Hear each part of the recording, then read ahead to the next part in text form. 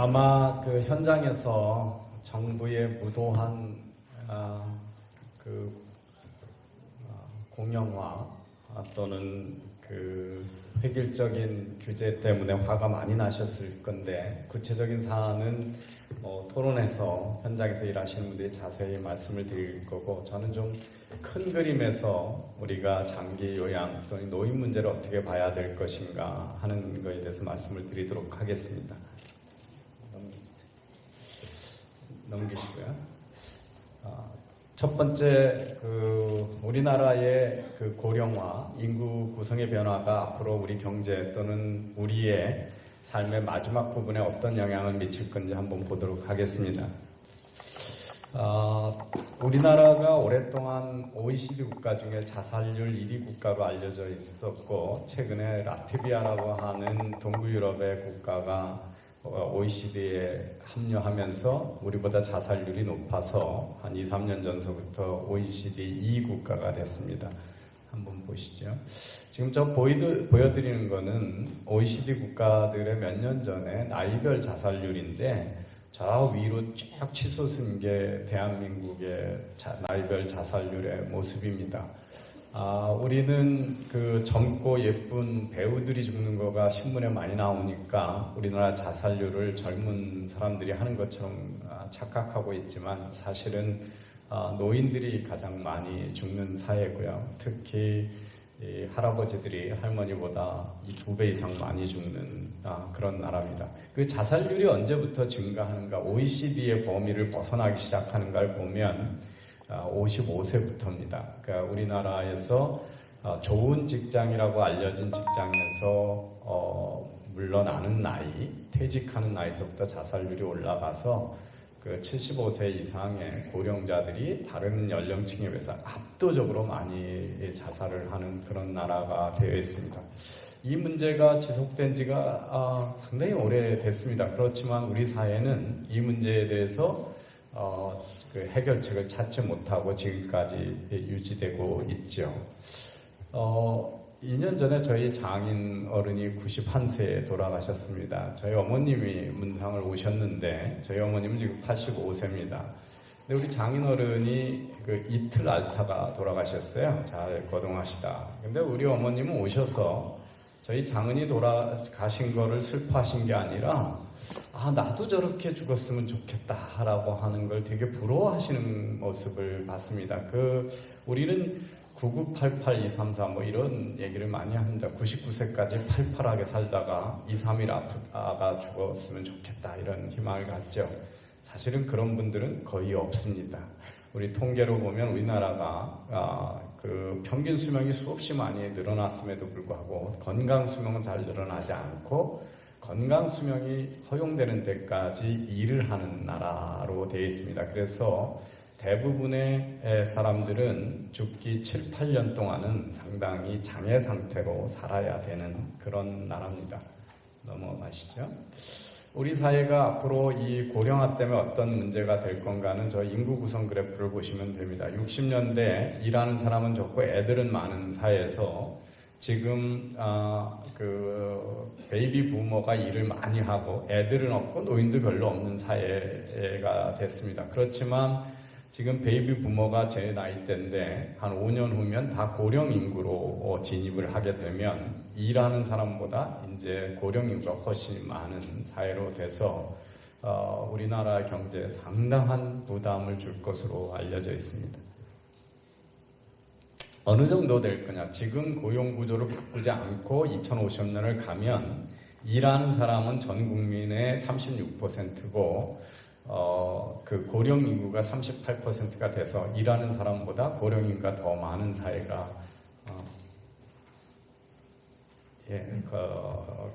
될 예정입니다. 그래서 이제 이 지금 구조로 가면 우리나라는 일본이 겪었던 잃어버린 30년의 그 고통스러운 경제 구조로 벗어날 수가 없다, 이렇게 볼 수가 있습니다. 그래서 인구가 줄면 우리는 지금까지 인구 보너스에 의해서 경제활동 인구가 늘어났기 때문에 경제성장이 고도로 유지했다가 인구가 줄면서 우리나라의 잠재성장률은 급격히 떨어지기 때문에 앞으로 점점 어려운 미래를 예상할 수 있습니다. 그보다 더 어른들이 왜 자살하게 만드는가를 보면 80년대만 해도 3대가 모여서 살다가 지금은 3대가 다 찢어져서 가계가 분화가 일어나고 있습니다. 그래서 80년대 5인 이상 가족이 전체 가구의 반이 되던 것이 지금은 3%만이 5인 이상 가구고 1인 가구가 전체의 반이 되는 사회로 변했습니다. 우리 사회가 지금 왜 풍요로우냐? 경제성장을 했기 때문에 풍요로운 것도 있지만 일하는 사람에 비해서 일하지 않고 얻어먹고 살아야 되는 사람들이 급격히 줄었기 때문에 풍요롭습니다. 80년대 일하는 사람이 100명이면 어린애하고 노인하고 다 합쳐서 한 85명이 부양을 받고 살았는데 그게 최근에 일하는 사람 100명당 부양받는 사람은 34명으로 줄어왔습니다. 그러니까 이제 일하는 사람에 비해서 부양받는 사람이 줄었기 때문에 우리 사회가 훨씬 풍요롭게 살 수 있었는데, 오른쪽 그래프를 보시면 2014년부터 이게 반등이 시작이 됐습니다. 즉, 노인 인구가 급격히 늘어나기 때문에 앞으로는 일하는 사람에 비해서 앞에 말씀드린 대로 부양을 받아야 될 인력이 너무 많아지기 때문에 우리 사회가 다음 세대가 짊어져야 될 부담이 어마어마하게 커진다 이렇게 말씀드릴 수 있습니다. 그래서 가구 수는 계속 분화가 되고 있고 가구 수에 분화되는 것 중에 노인끼리 사는 노인 가구들이 급격히 늘어나고 있습니다. 우리 사회에서 제일 가난한 20%는 거의 다 노인 가구입니다. 10분위 2로 나눠서 1분위 가구의 가구주의 평균 나이가 66세가 넘어선 경제로 그런 우리가 인구 구성을 가지고 있고 2분위, 하위에서 20% 안에 드는 가구도 거의 60세가 그 가구주의 나이입니다. 그래서 우리 사회의 가난한 층은 대부분 노인 그리고 노인층이다 이렇게 보시면 되겠습니다. 우리 사회가 다른 나라에 비해서 자영업자도 많은 나라입니다. OECD 국가 중에서 우리처럼 자영업자가 많은 나라는 그리스, 한국, 멕시코 정도인데 그 이유 중에 하나가 우리나라 장년층은 젊은 층만큼 교육의 기회를 누리지 못했기 때문에 그렇습니다. 이런 현실 때문에 다른 나라와 달리 기업에서 근무하지 못하는 자영업 인구를 하루아침에 줄일 수 없는 우리나라의 독특한 현실도 있다는 걸 말씀드리고 특히 장년층으로 갔을 때 여성과 남성의 그 교육 격차가 상당히 크다 이렇게 말씀을 드릴 수 있습니다. 넘어가시고요. 아까 보여드렸던 그래서 이제 그 가난한 노인층 특히 기업을 다니지 못한 70세 이상들은 농사를 지었거나 그 일용직으로 했거나 자영업을 하셨던 분들은 국민연금을 타먹을 수 있는 돈이 별로 없습니다. 그래서 그 건강에 빈곤하고 경제적 빈곤하고 가난하면 자식들도 잘 안 찾아오거든요. 관계 빈곤이 동시에 닥쳤을 때 우리가 이제 노인 빈곤으로 가고 있습니다. 넘어가시죠. 우리 사회가 앞으로 훨씬 어려워질 거라고 하는 건 인구 구성 때문에 그렇고요. 우리 옆에 있는 중국도 우리보다 더 빠르게 경제가 망할 거라고 하는 예측이 가능합니다. 우리는 3만 불 국가가 되면서 고령화에 도달을 했는데 중국은 만불 국가에서 우리보다 더 빠른 고령화로 가서 일할 수 있는 인구가 급격히 줄어드는 세상으로 돼서 아시아 정체가 일본화한다 이렇게 예상이 가능합니다. 그래서 이제 중국에 지금 현재는 노인 한 명당 일하는 사람이 7명인데 한 2050년이 가면 노인 한 명당 일하는 중국인이 2명으로 줄어들기 때문에 중국도 상당히 2050년에 가면 어렵다는 걸 알 수가 있습니다. 예, 넘어가시고요.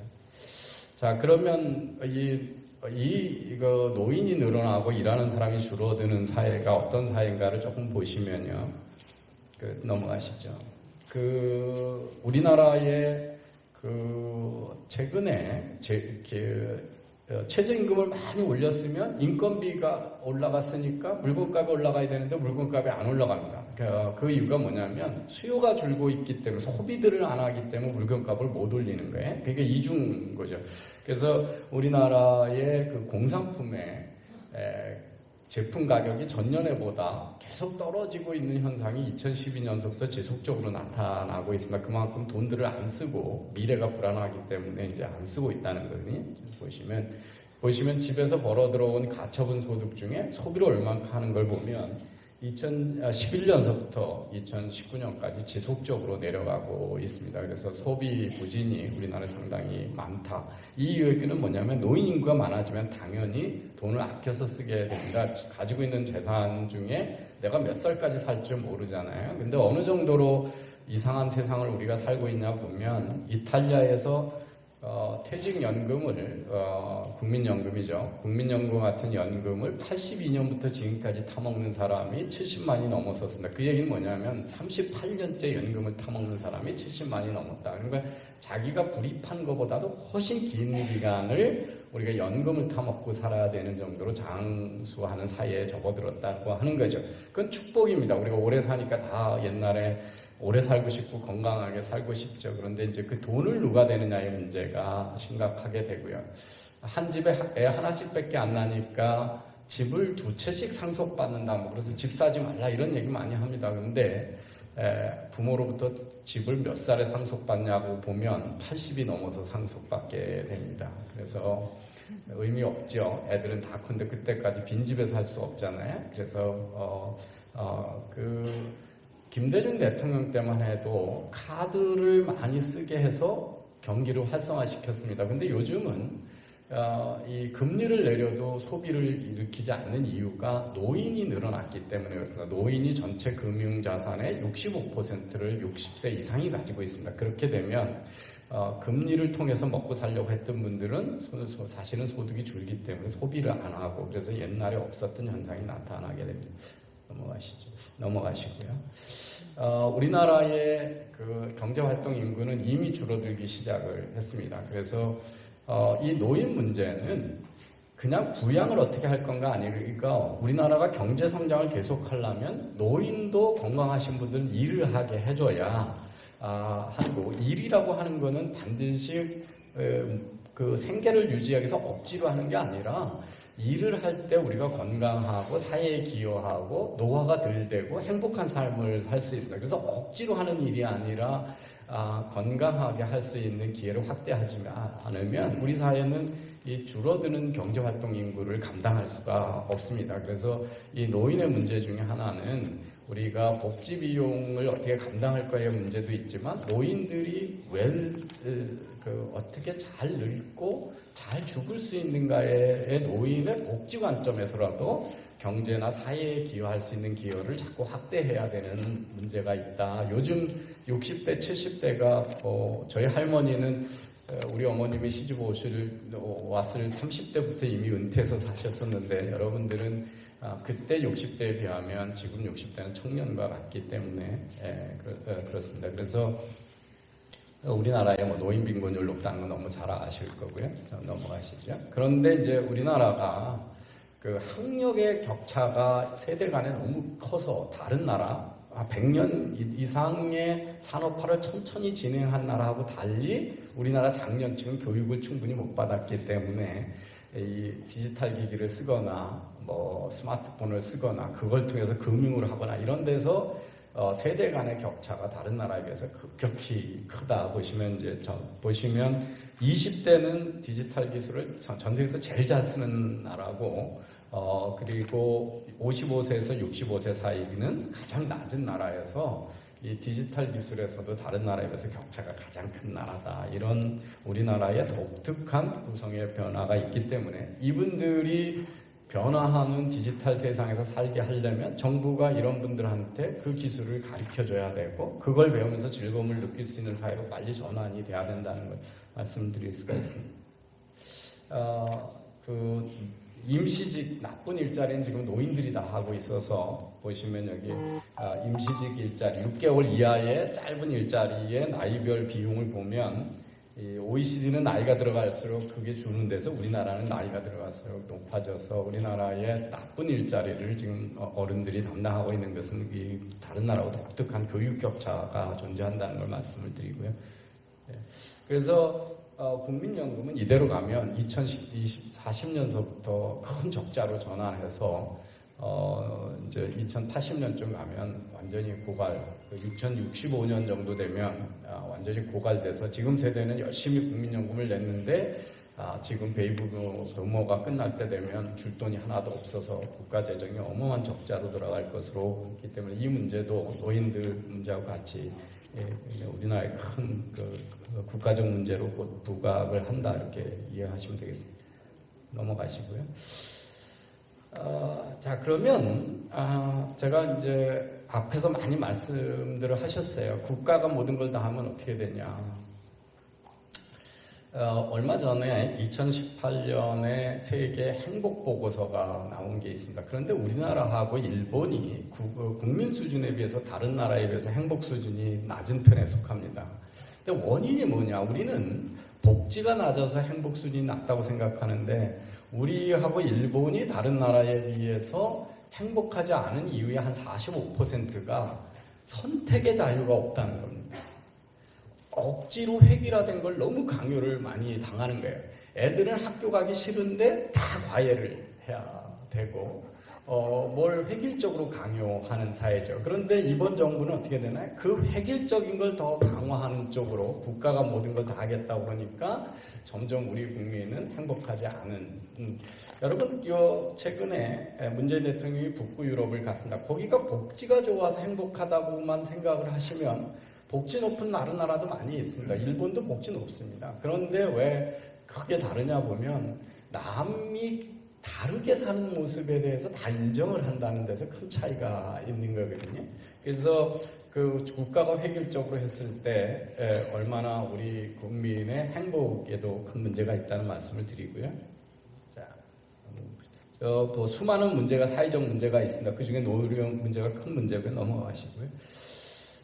우리가 지금 뭘 할 거냐. 복지 비용도 축소해야 되고, 삶의 질도 높여야 되고, 잘 죽어야 되고, 그 다음에 경제적 빈곤을 해결하기 위해서 해야 되고, 여기는 이제 우리는 어디 장기 요양병원에 대해서 말씀을 드리는데, 우리가 나이가 들어서 건강하지 않을 때 어떻게 살아야 될 모습인가를 한번 생각해 보도록 하겠습니다. 다른 나라에서 어떤 일들이 벌어지는지를 한번 보도록 하겠습니다. 자, 이 최신의 이제 뭐냐면 우리 기저귀를 옛날에는 어린애만 차는 줄 알았는데 요새 그 장기 요양병원이나 이 중환자실에서 기저귀 수요가 확 늘어났죠. 근데 자기 표현을 못하는 연세 노인이 되면 애하고 똑같아지잖아요. 그런데 이제 거기에 습도를 할 수 있는 센서를 프린트하면 노인 요양병원에 계신 환자 또는 어르신이 뭐 이렇게 용변을 보게 되면 바로 스마트폰에서 알려줘서 바로 갈아줄 수 있고 이런 기술 혁신들이 일어나면서 우리 마지막 삶을 더 품위 있게 살 수 있도록 하는 기술 혁신들이 일어나죠. 그 다음에 어디 가서 살 거냐를 보면 다른 나라 선진국에서 많은 실험을 했습니다. 그런데 결론은 뭐냐면 내가 아침에 침대에 일어나서 화장실 같은 걸 내 힘으로 그 지팡이를 짚든 휠체어를 타든 어떻게 하든 내 힘으로 갈 수 있을 때까지는 자기 살던 집에서 계속 사는 게 제일 좋은 거라는 겁니다. 그런데 그렇게 하려면 집을 계속 바꿔줘야 되죠. 장애가 오는 거에 따라서 장애에 따라서 계속 바꿔줘서 어떻게 스마트 홈을 만들어서 노인들이 인간답게 살 수 있는가 하는 것도 민간들이 계속 끊임없이 투자도 하고 아이디어도 내고 이러면서 할 수 있는 거죠. 공무원들이 할 수 있는 일이 아니라는 거죠. 넘어가시고요. 미국에 가면 치매 요양병원이 있습니다. 근데 담이 없습니다. 담이 없어요. 자유롭게 걸어 다녀요. 그리고 그 안에서 쇼핑도 합니다. 그런데 그 집의 경계를 벗어나려고 노인이 접근하면 분수가 쫙 올라와가지고 그게 담을 못 넘어가게 막습니다. 그래서 우리가 장애가 없고 판단 능력이 없다고 해서 묶어놓고 비인간적으로 살다 죽을 수는 없습니다. 이런 것들은 다 스마트 기술과 민간의 투자와 아이디어가 들어서 끊임없이 어떻게 하면 그 인간답게 살다가 죽을 수 품있게 죽느냐 하는 커뮤니티 구조를 만들 수 있냐는 거죠. 미국의 좋은 커뮤니티에 가면 그 노인 리타이먼트 홈은 유치원하고 같이 있어서 유치원 애들에 가서 건강한 노인들이 막 봉사도 하고 애들하고 손자 같은 애들하고 놀다가 장애가 차츰 진행이 되면 안으로 계속 이사를 가서 제일 마지막 병동이 치매 병동이 되는 그런 식의 커뮤니티라서 우리가 계속 사회에 기여할 수 있는 기회를 만드는 이런 디자인과 이런 혁신도 민간인이 있을 때만 가능하다 이런 말씀을 드리겠습니다. 그 집에서도 어떻게 하면 스마트 기기를 통해서 계속 그 건강을 돌봄을 받을 수 있는가 뭐 이런 거 생각해 보시는 거 많이 있을 거고요. 넘어가시죠. 이건 스마트폰 앱에다가 빨간 점을 막 움직이는 걸 점을 찍어보라고 그래가지고 수전증이 왔나 안 왔나를 검사하는 건데 이 간단한 걸로 파킨슨 병을 미리 알면 약을 미리 먹어서 그 병을 늦출 수 있고 이런 것들이 지금 계속 일어나고 있는 형태입니다. 넘어가시고. 특히 이제 우리나라 자살률의 대부분은 대개 자살하는 분들은 우울증이 같이 옵니다. 그래서 우울증 같은 것들을 의사를 안 보고 어떻게 진단할 수 있는가 이런 것들이 스마트 기기들을 가지고 많이 연구되는 현상이고요. 넘어가시죠.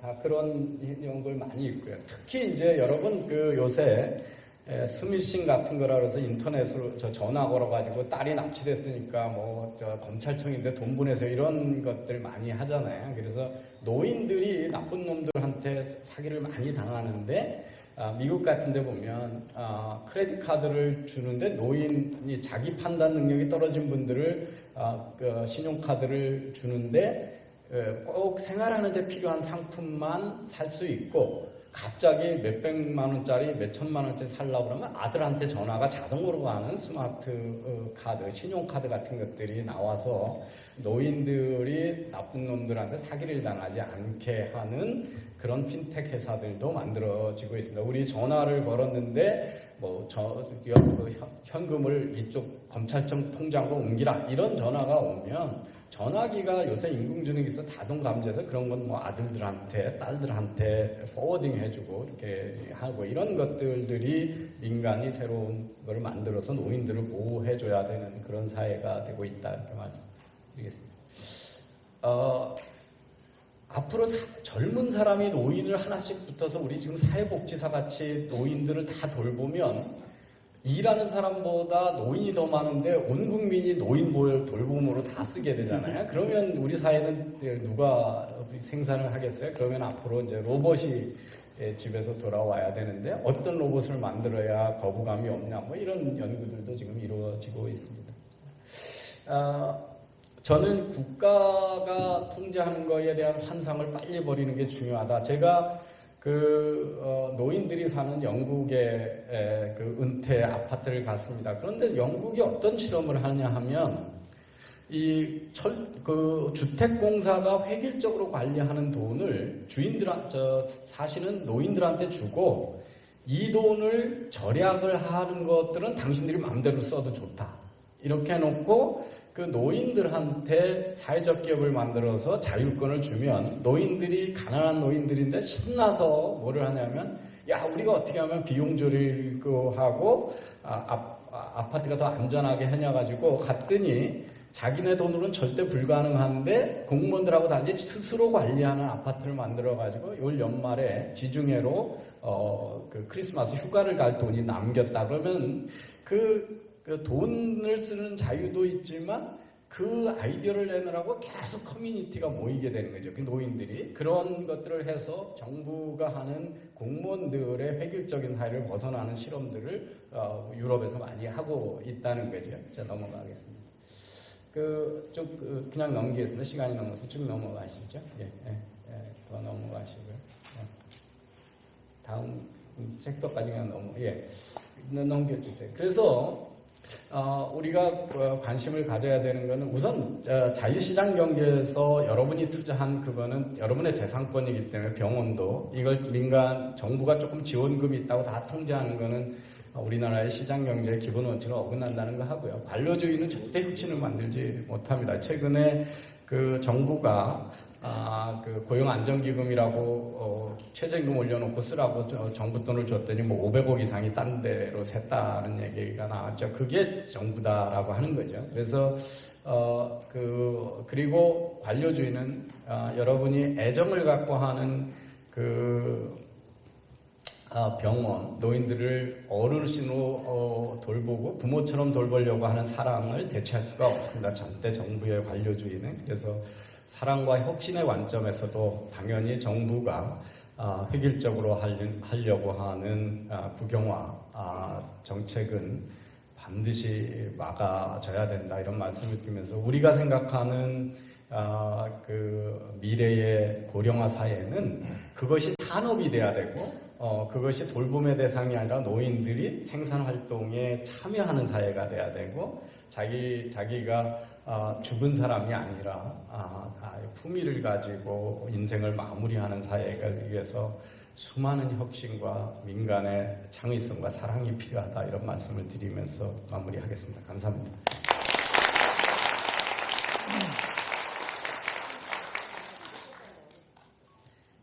노인복지와 혁신이란 주제로 발표해 주신 이병태 교수님께 큰 박수 다시 한번 부탁드릴게요.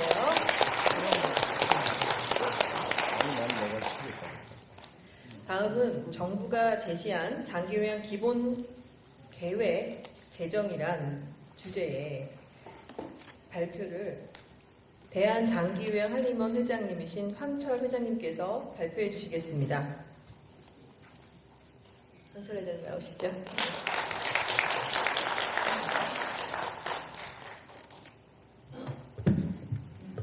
네, 반갑습니다. 황철입니다.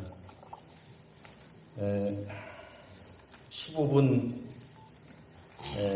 그 시간이 주어졌는데 15분이면 충분히 될 것 같습니다. 이거 좀 앞에 있는 걸 좀 보시죠. 여기 지금 발표 책자에는 안 들어가 있는 건데 요거 하나 가지고 하면 15분 될 것 같아요. 뒤에 있는 건 참고하시고요. 그래서 지금 이제 이 장기요양보험제도와 관련해 가지고 여러 가지 문제점이 있고 관련 당사자들 특히 서비스 공급자들이 여러 가지 문제점이 있다는 것을 수년 동안 문제 제기를 했고 그런데 이제 그것이 잘 안 받아들여지는 이유가 어디에 있는가? 그것은 이 장기요양보험제도의 기본 구조에 대해서 우리 학자나 또 공무원이나 일반 국민들이 무지하거나 아니면 무시를 해서 비롯되는 게 아닌가 이런 생각을 합니다. 그래서 여기 앞에 도표에서 보시듯이 건강보험제도 시스템하고 장기요양보험제도 체계하고 똑같다.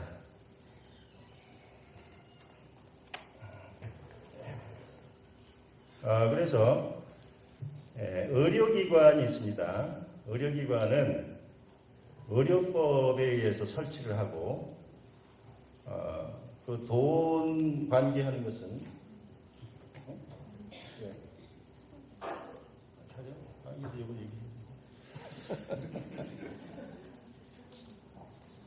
저기 잘 안 보여요.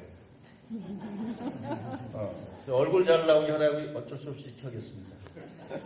중요한 게 아닌데. 그래서 의료법에 의해서 의료기관을 설치를 하고, 국민건강보험법에 의해서 이 돈 관계가 처리되는데, 그래서 의료기관이 있죠. 의료기관은 서비스 공급자고, 거기에는 의사, 간호사가 근로계약 관계 하에서 직원으로 근무를 합니다.